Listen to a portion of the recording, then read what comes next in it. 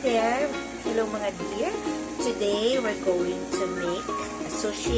Ngayon nga na na-extend na nabalita na sa news na na-extend ang ating quarantine. Dapat maging productive tayo.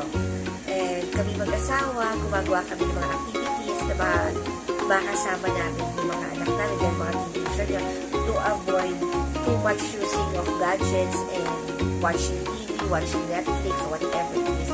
So, ito at least may family bonding. So, nag-request sila na gumawa nga kami ng sushi.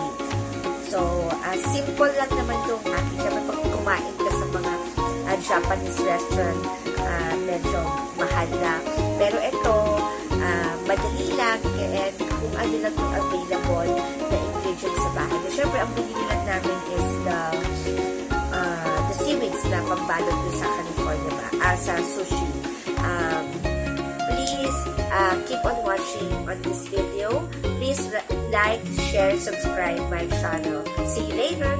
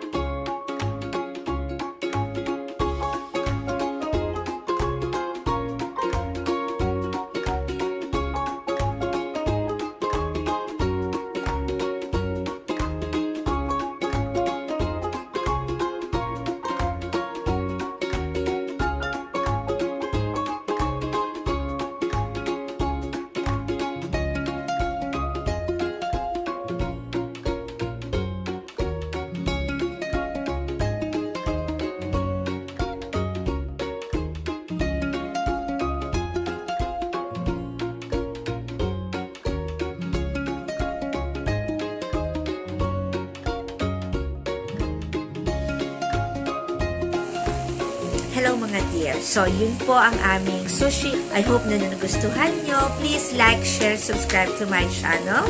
And please comment down below kung ano po ang gusto nyong panglutuin namin as a family and activity gawin as a family. Thank you so much. Please click the bell button so ma-notify po kayo for my next video. Bye! God bless and keep safe.